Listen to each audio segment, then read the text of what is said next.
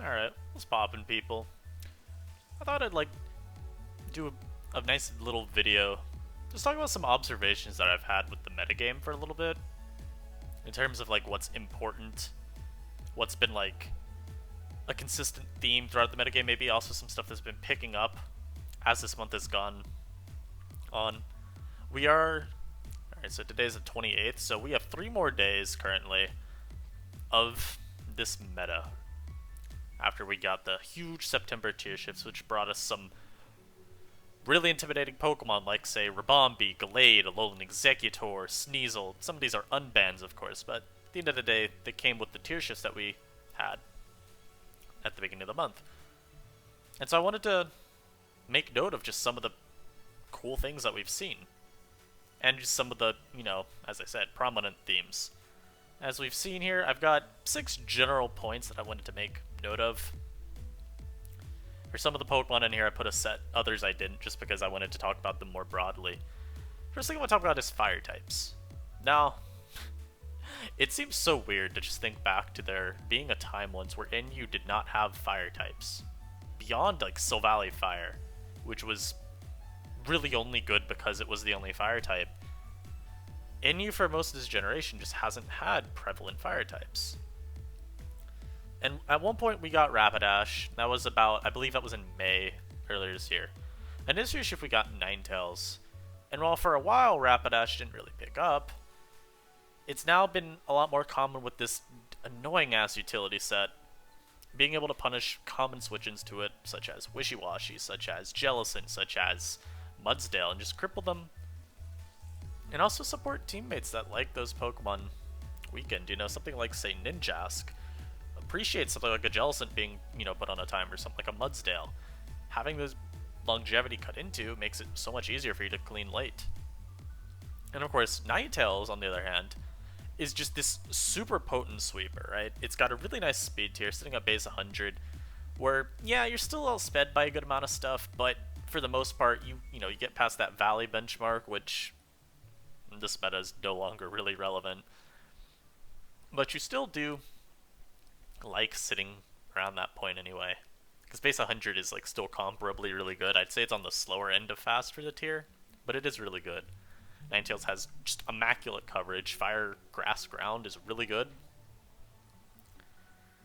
And this Pokemon is really hard to deal with once it gets a nasty plot up.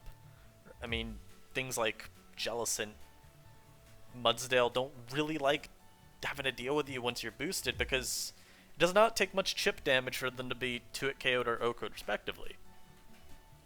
And I think something that's kind of cool though about Ninetales' rise, or I guess a drop, look at it falling to NU, is the fact that the rise in Rapidash was in part in response to Ninetales, right? You're not some end-all be-all counter, right? Ninetales does have coverage for you in the form of Scorching Sands, but this set is really helpful beyond just, again, functioning as a utility Pokemon. Why are we running bulky Rapidash now? Obviously, a big part of it is because we have so many more Pokemon that deal with Swords Dance Rapidash. While you could probably run, Wild Charge last and just say, okay, I don't need recovery, I'll just go SD3 attacks, you're still not going to make a lot of run versus teams. And without setting up, you're still kind of weak. Nice thing about this set, beyond just providing a form of, toxic spam, is that with bulk, Rapidash checks a lot of things, right? You handle Ninetales, and since you naturally have speed at 2, even without going max speed, you threaten with the high horsepower. You also check this really common fairy types, and I'll talk about those a little bit later in conjunction with another Pokemon. But this is just so nice for a lot of teams right now.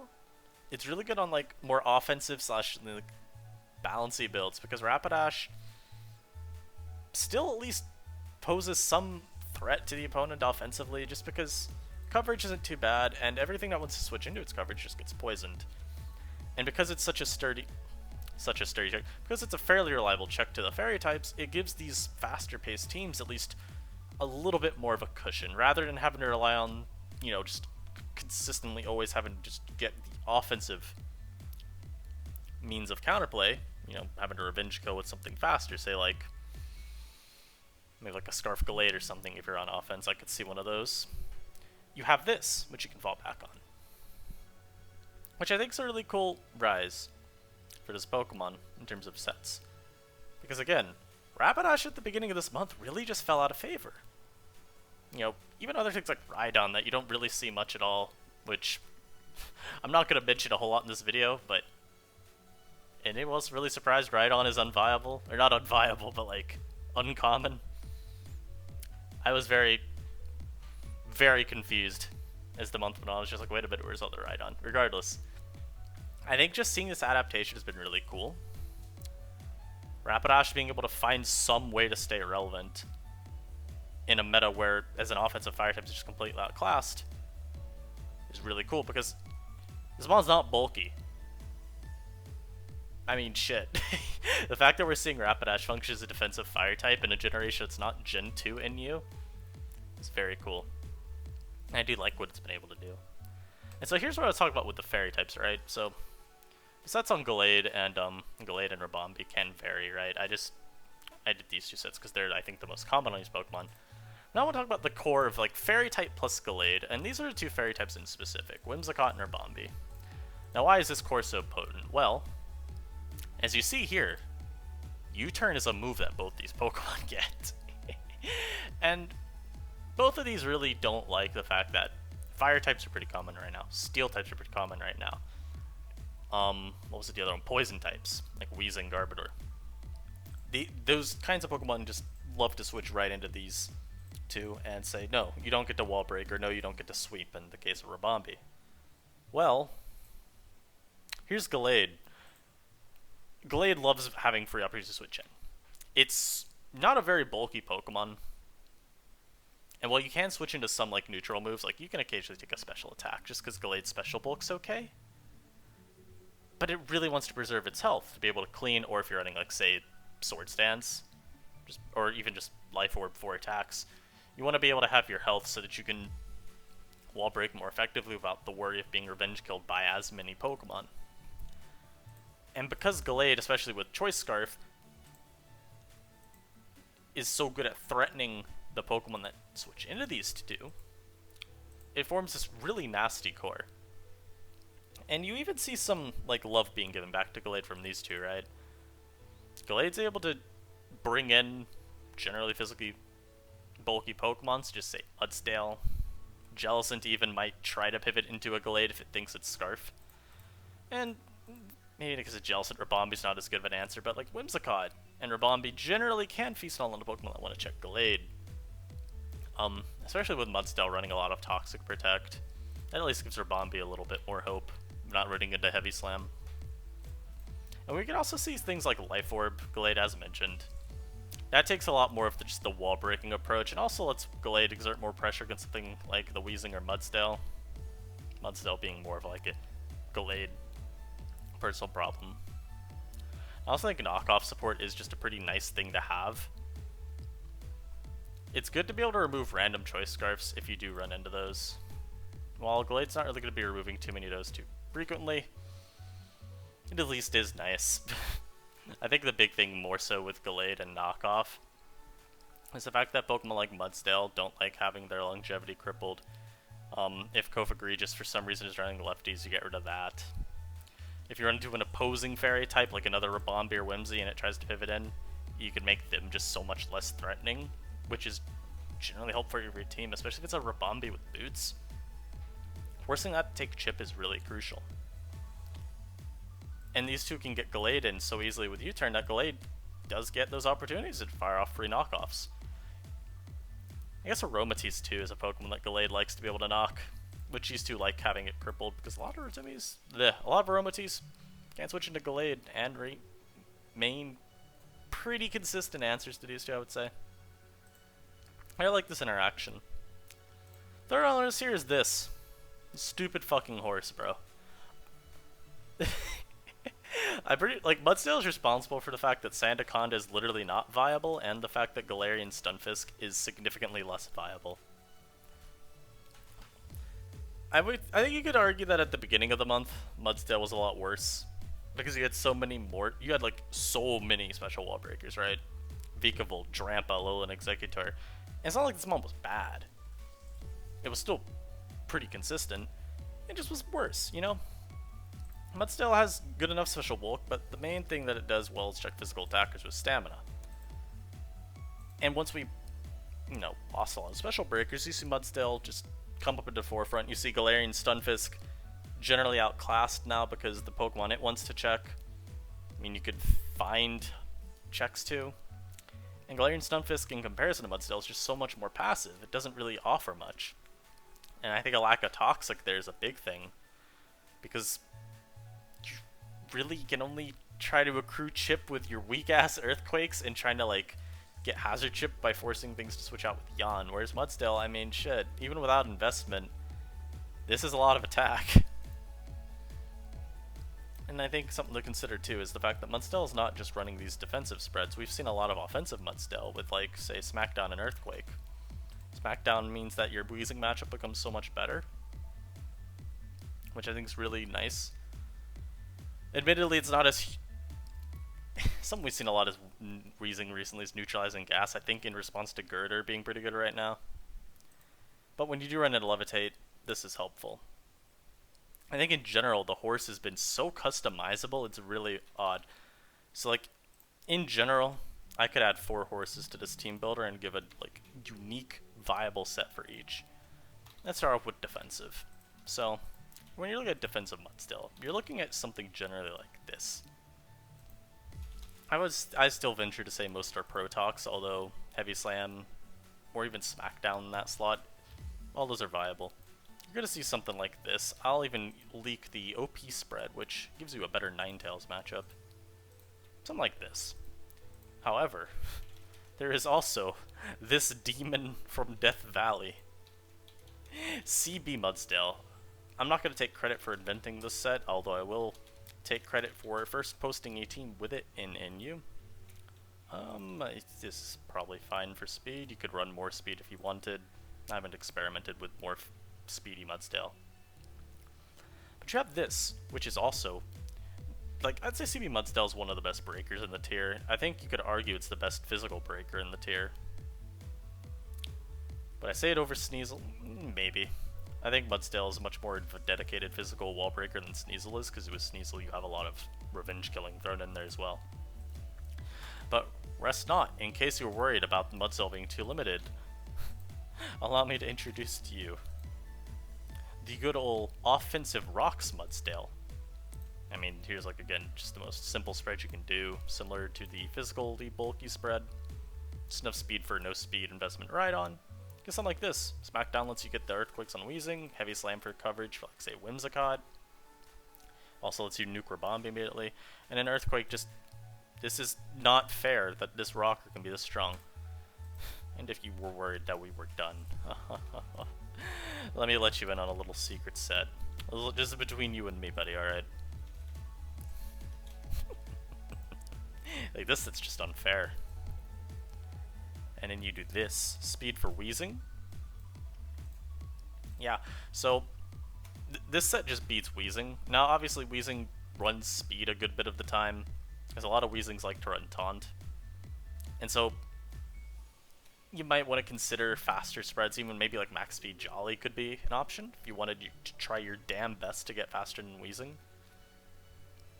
But this set is really disruptive for a lot of teams that rely on Weezing as their ground immunity. It just doesn't beat Mudstale. The sheer versatility of this stupid horse is really just been a pleasure to watch. And I think it's done a pretty good job at choking out the viability of other ground types. Again, Sandaconda is quite literally just a worse Mudstale. I think Galarian Stunfisk suffers from the fact that we have enough viable fairy resists to where it just doesn't find a spot as easily over Mudstale, with that being its justification. And then, like, Rhydon, Mudstale's just a better offensive ground type because it's not as weak to stray grass and water moves.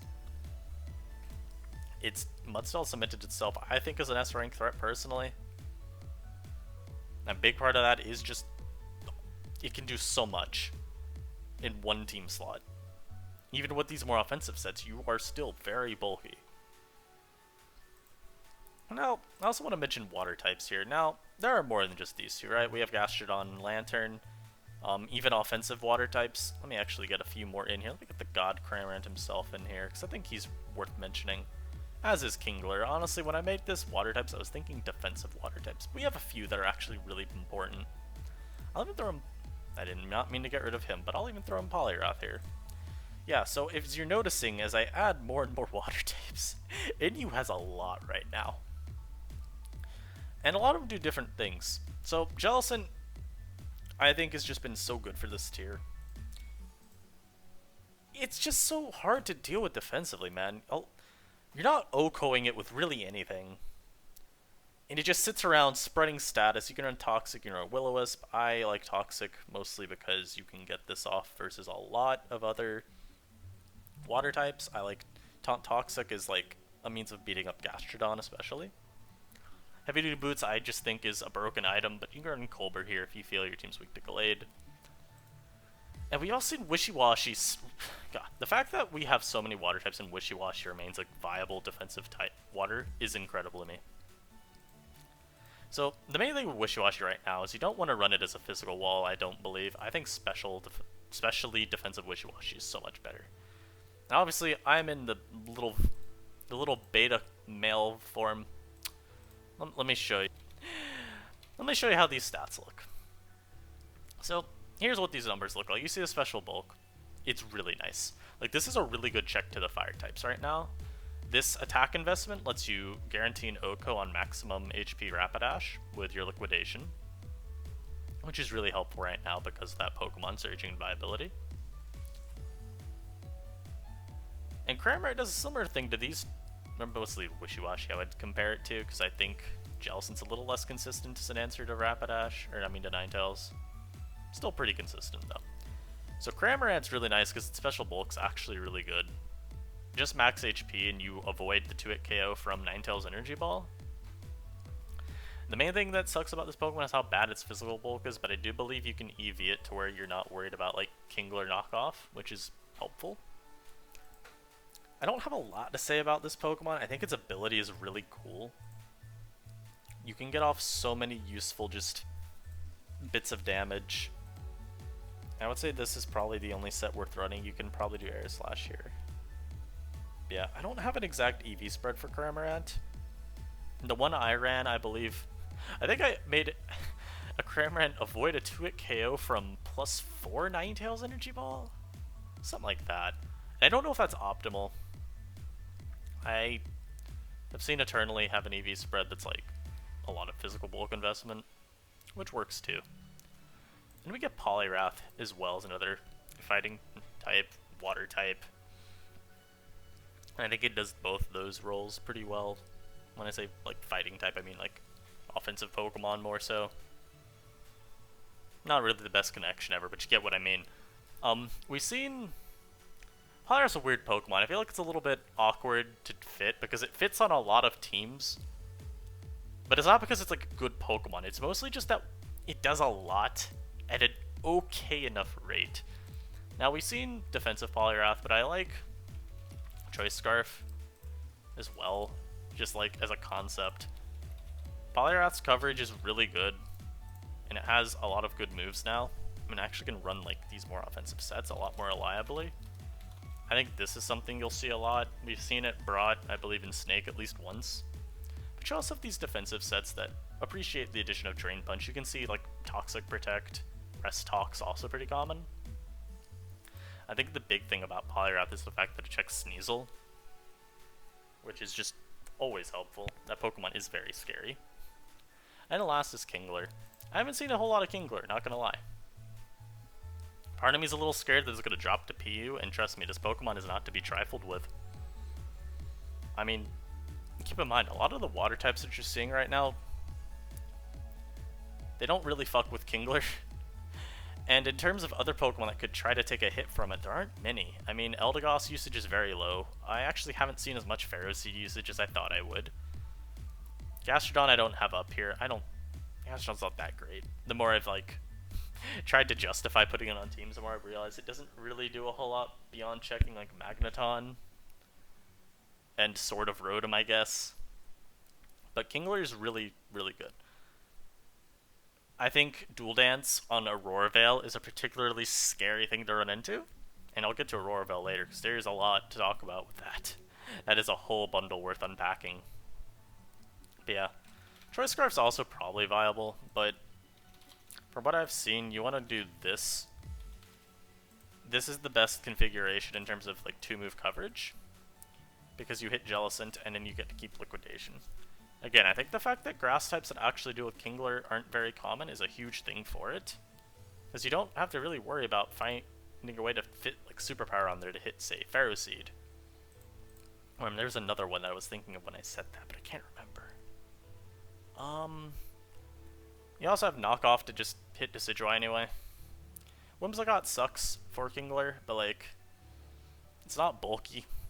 You can force chip onto Whimsicott pretty easily as well, because it does like to use its pretty decent defensive utility to find opportunities to get into break. So I don't think asking for damage on it's too bad. Kingler also appreciates the fact that I'm so sorry, I'm so tired, I don't know if I already said this or not.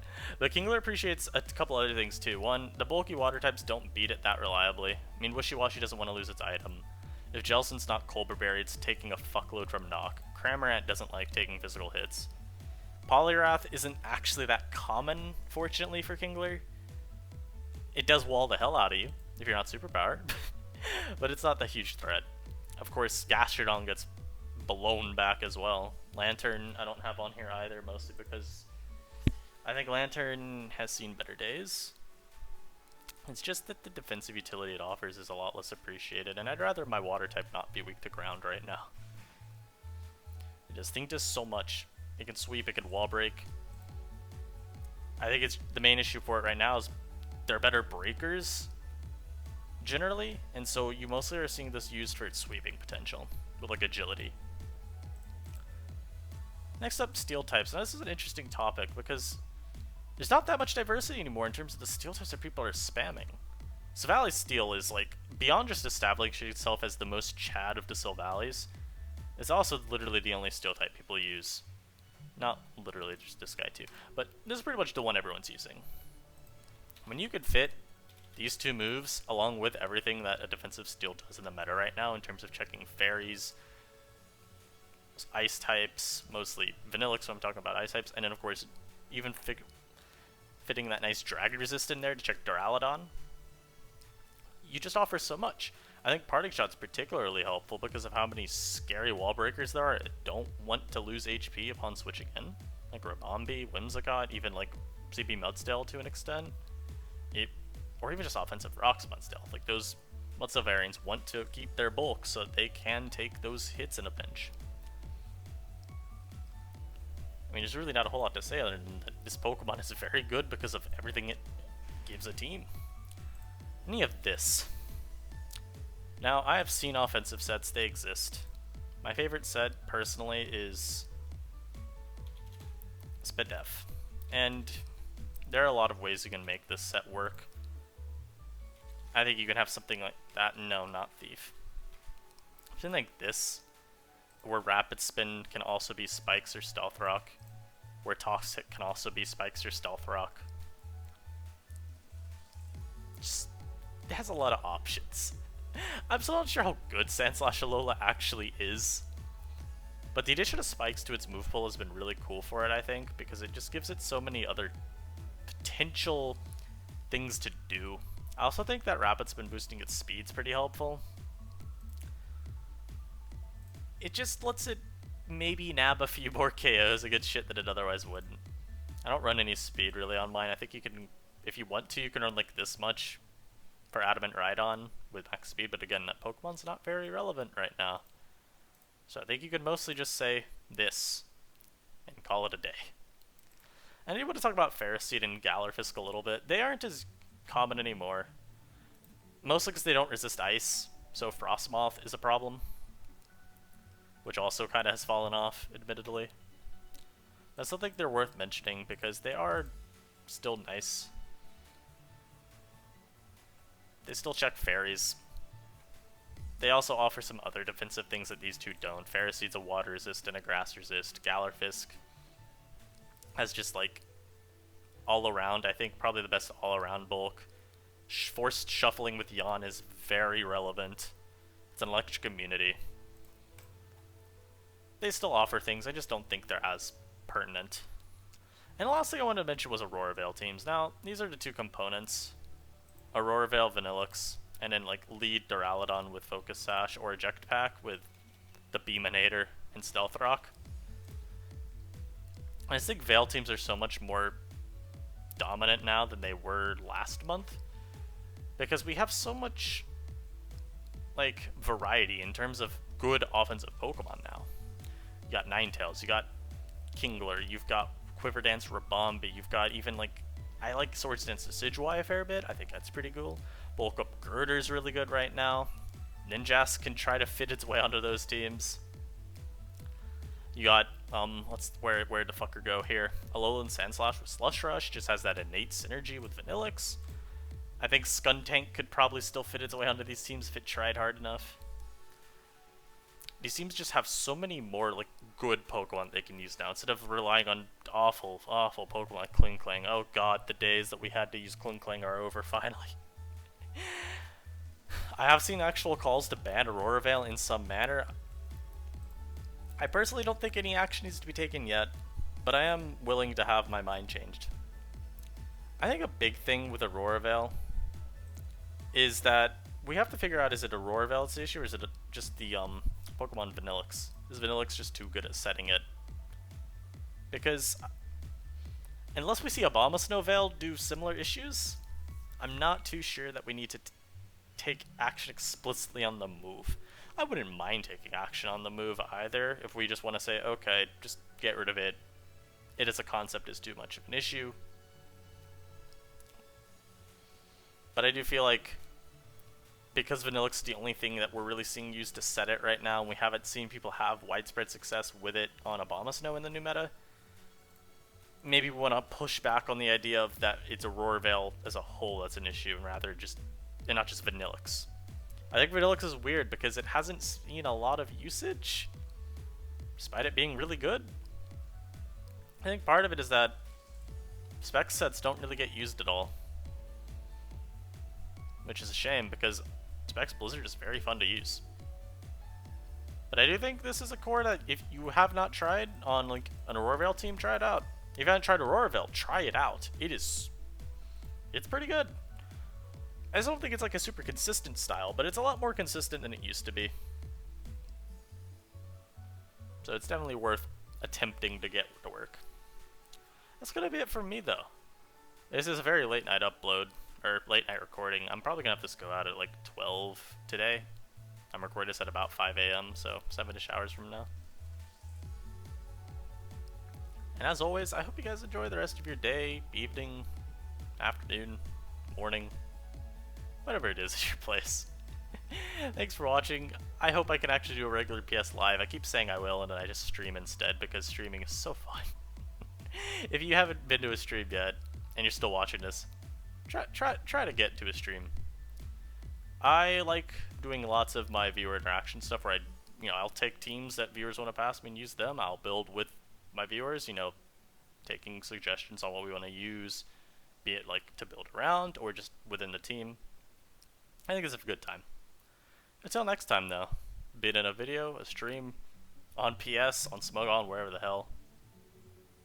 I'll see you guys then. Peace.